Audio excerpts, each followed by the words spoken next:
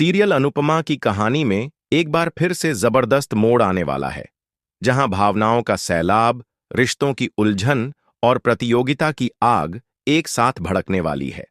जी हां दोस्तों, जैसा कि आपने देखा कि राही मुंबई पहुंचती है गुरुजी से मिलने, जहां वह अपने आने वाले डांस कंपटीशन के लिए आशीर्वाद लेने आई होती है।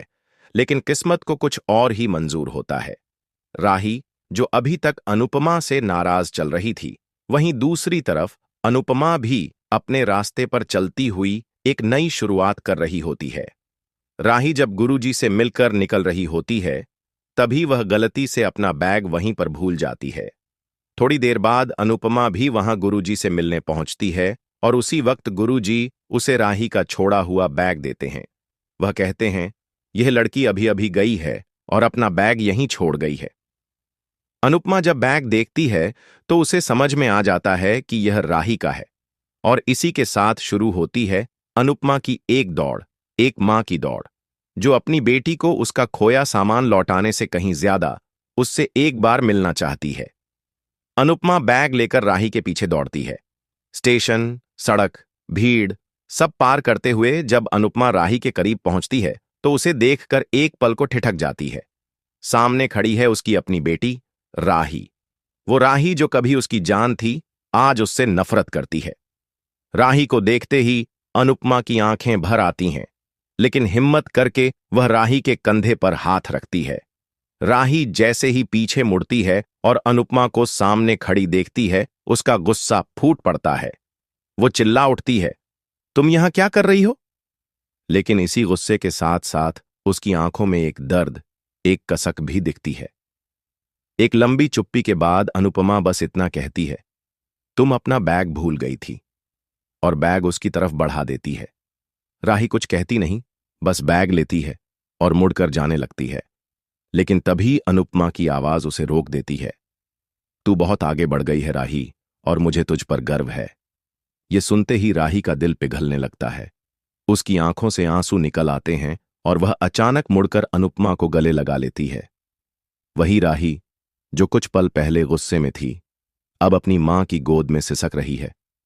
इसी दौरान वहां परी भी मौजूद होती है, जो दोनों को यूं देखकर बहुत भावुक हो जाती है।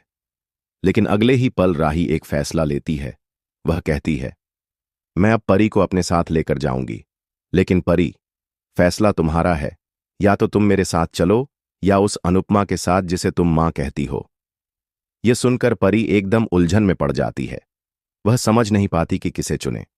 तभी अनुपमा अपनी ममता और समझदारी दिखाते हुए कहती है, परी, तुम राही के साथ जाओ। मैं यहीं ठीक हूं, मैं कहीं नहीं जा रही। ये बात सुनकर परी राही के साथ जाने का फैसला करती है, लेकिन उसकी आंखें अनुपमा को देखकर नम हो जाती हैं। लेकिन कहानी यहीं खत्म नहीं होती। राही अभी तक नहीं जानती कि अनुपमा भी उसी इंटरनेशनल डांस कंपटीशन में हिस्सा लेने जा रही है। वह कंपटीशन, जिसके लिए राही दिन रात मेहनत कर रही है, उसमें उसकी सबसे बड़ी प्रतियोगी अब खुद उसकी मां अनुपमा बनने वाली है। अब सवाल यह उठता है, क्या राही और अनुपमा आमने सामने होंगी उस मंच पर? क्या होगा जब मां और बेटी एक दूसरे के खिलाफ परफॉर्म करेंगी? क्या उस स्टेज पर सिर्फ डांस होगा, या रिश्तों की सच्चाई भी खुलेगी? इसी के साथ एक और ट्विस्ट सामने आता है।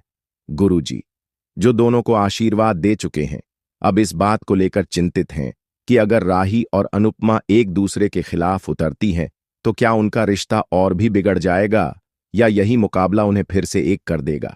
आने वाले एपिसोड में दिखाया जाएगा कि कैसे राही को पता चलता है कि अनुपमा उसी कंपटीशन की सबसे मजबूत प्रतियोगी है।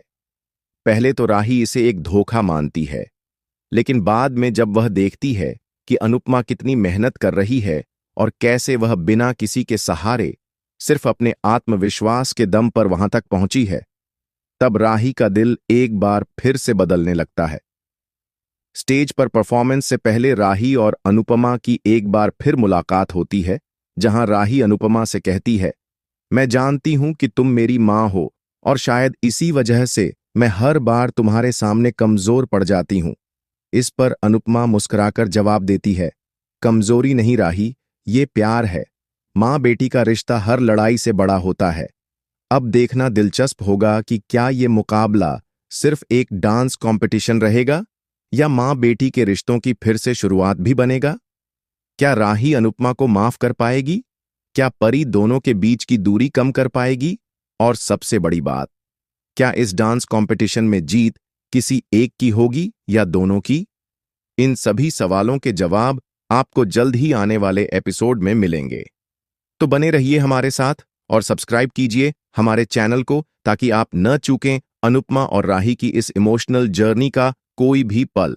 धन्यवाद।